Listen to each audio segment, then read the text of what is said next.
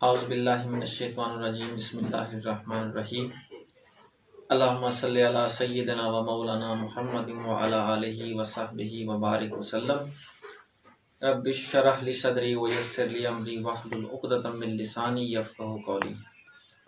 السلام علیکم ورحمۃ اللہ وبرکاتہ۔ ڈیئر ویورز، میرا نام محمد ظہیر افضل چشتی ہے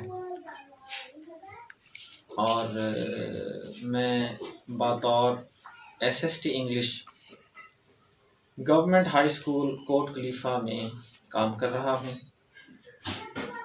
میں نے کچی کلاس سے گریجویشن تک کچھ شریف میں ہی تعلیم حاصل کی ہے۔ گریجویشن میں میری تحصیل بھر میں پہلی پوزیشن تھی اور جس کی بنیاد پر اسلامیہ یونیورسٹی بہاولپور میں میرا ایم اے انگریزی ادب میں داخلہ ہوا تھا اور الحمدللہ فرسٹ ڈویژن سے میں نے ایم اے انگریزی پاس کیا۔ اس کے بعد مجھے کیمبرج ہائر سیکنڈری اسکول میں تقریباً 3 سال کام کرنے کا موقع ملا۔ اس کام کے بعد 2012 میں SST شپ میں آیا۔ پہلے 6 سال ایلیمنٹری اسکول کے ہیڈ کے طور پر مجھے کام کرنے کا موقع ملا۔ اس کے بعد پھر میرا ٹرانسفر ہوا government high school Kot Khalifa میں بطور SST۔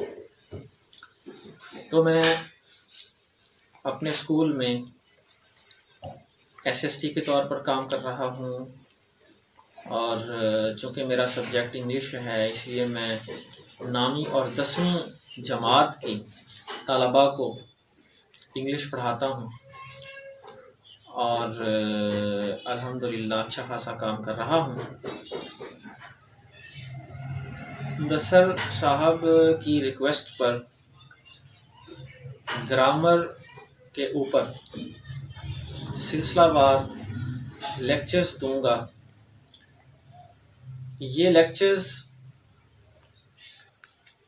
جو ہیں وہ پارٹس آف سپیچ اور ان کی کائنڈس کے متعلق ہوں گے۔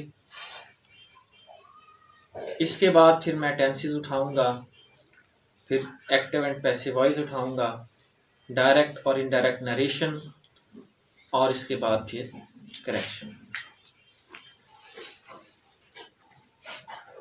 کہنے والے کہتے ہیں کہ انگریزی زبان کے ساتھ 4-5 چیزیں جڑی ہوئی ہیں۔ اگر آپ ان 4-5 چیزوں کو اچھے طریقے سے جان لیں تو پھر آپ یہ کہہ سکتے ہیں کہ ہمیں زبان آتی ہے۔ Number 1 tenses, number 2 active and passive voice, number 3 direct and indirect narration, number 4 correction. اگر یہ 4-5 چیزیں آپ کو اچھے طریقے سے آ جاتی ہیں اور تو آپ یہ دعویٰ کر سکتے ہیں کہ زبان کی سمجھ بوجھ ہے۔ تو آج میں اپنے لیکچرز کا آغاز پارٹس آف اسپیچ سے کر رہا ہوں اور انشاءاللہ تعالیٰ اس ٹاپک کو ہم تفصیل سے پڑھیں گے۔ پارٹس آف اسپیچ کی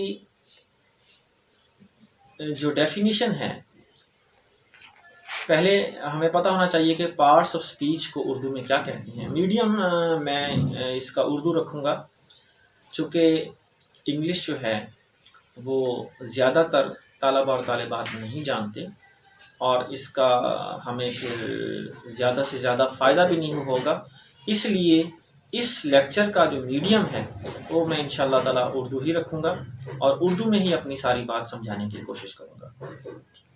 تو پارٹس آف اسپیچ کو اردو میں اجزائے کلام کہتے ہیں، یعنی کہ کلام کے اجزاء، کلام کے حصے، گفتگو، بات چیت جو ہم جملوں کی صورت میں کرتے ہیں، اس گفتگو کے حصے کتنے ہیں۔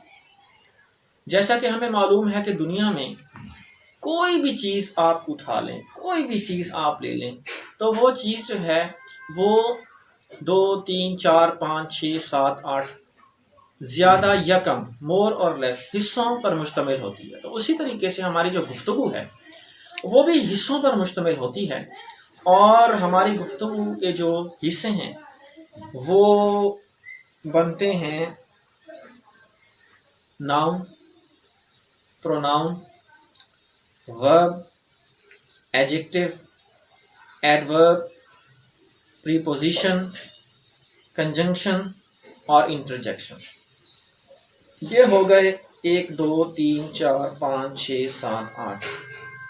تو ہمارے گفتگو کے جو حصے ہیں، ان حصوں کے جو نام میں نے آپ کے سامنے پڑھ دیے ہیں، ہماری گفتگو کے 8 حصے بنتے ہیں. اب ہم دیکھتے ہیں مزید تفصیل کے ساتھ، ہر ایک کو لیں گے اور پھر ہر ایک کو پہلے میں اس کا اردو میں نام بتاؤں گا، پھر اس کی ڈیفینیشن بتاؤں گا، پھر مثالوں سے اس کو واضح کروں گا. تو جو گفتگو کا ہمارا سب سے پہلا حصہ ہے وہ ہے ناؤن. ناؤن کو اردو میں اسم کہتے ہیں، نام کہتے ہیں. یہ جو کتاب میرے سامنے موجود ہے اس میں سے میں اس کی ڈیفینیشن پڑھ دیتا ہوں، اس کے بعد پھر میں تھوڑی سی اپنی طرف سے بھی وضاحت کر دوں گا. Noun is a naming word. It is a word used as the name of a person, a thing, a place or a situation.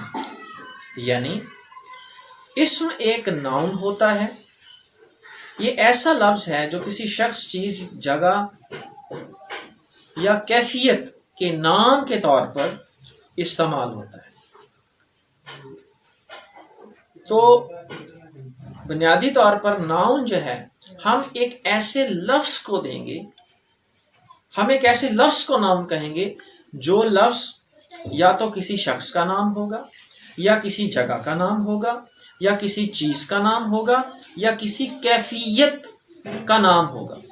تو ہم کسی شخص، چیز، جگہ یا کیفیت کے نام کے لیے جس لفظ کو استعمال کریں گے اس لفظ کو ہم گرامر کی زبان میں، پارٹس آف سپیچ کی زبان میں ہم اسے ناؤن کہیں گے.